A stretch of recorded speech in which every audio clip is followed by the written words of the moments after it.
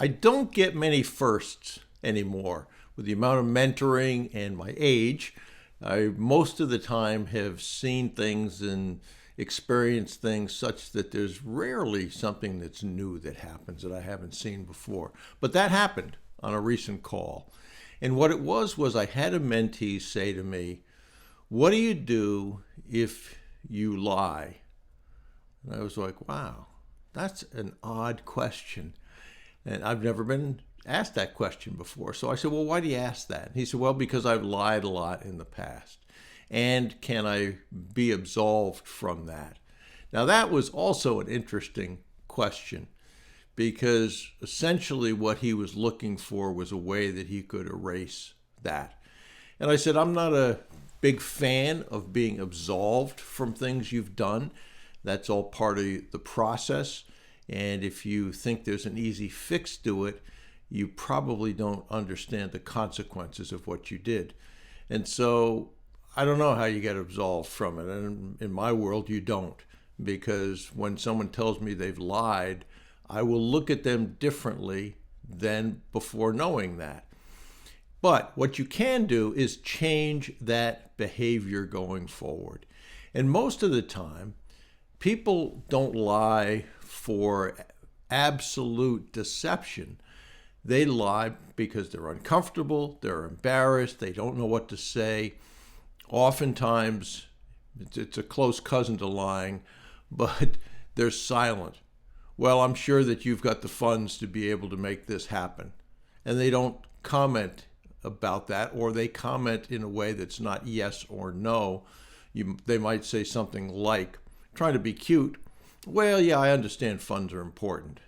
So that will be perceived that, oh, yes, you do have the funds for it, or whatever the circumstance is. And so if you have done that in the past, just recognize that. We have all told lies at some point. Sometimes they're very, very minor. Sometimes they're not minor.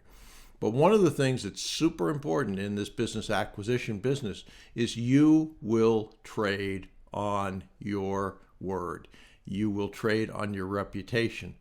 In the case of the guy that said he's lied in the past, what was interesting was there were several questions on the form that he filled out to join this group that he lied on one of those, which is probably the most important question. And so I was like, wow, okay. So not only have you lied in the past, but one of your most recent lies was literally to me. And so do I look at him differently? Yes. Did I tell him that, that he can be absolved easily? No, I didn't tell him that. Own the problem that you've had in the past. Change your behavior going forward. But recognize that most people in this business, you will develop a reputation. You will interact with people. Some will be deals that didn't happen, etc. But there were consequences in that hopefully if you said you were going to do something, even if it costs you money, that yes, the deal didn't go through. He said or she said they were going to do this and that. And guess what? Even though the deal didn't go through, they still did it. And so that reputation will be something that you own at that point. Conversely, if you end up with, well, yeah, I said I was going to do it, but that doesn't make sense for me anymore, so I'm not going to do it. You will get that reputation as well. When people ask about you, you'll hear others say, I did a deal with him or tried to do a deal. It didn't work out. But absolutely, he lied to me. He misrepresented. He made commitments. He didn't follow up on them. He didn't honor them. And that will obviously hurt you. So think about the people that are most successful in business acquisition. And you'll find that usually those people, you could take a Warren Buffett, for instance, his reputation is that what he says, he does. And so look at the people that you think are best in these acquisitions. Look at what they do and what they don't do. But most importantly, understand there is never a good time that I'm aware of to kick a problem down the road. most of the time people also lie because they think, well, maybe it'll fix itself. It doesn't fix itself. Problems get worse.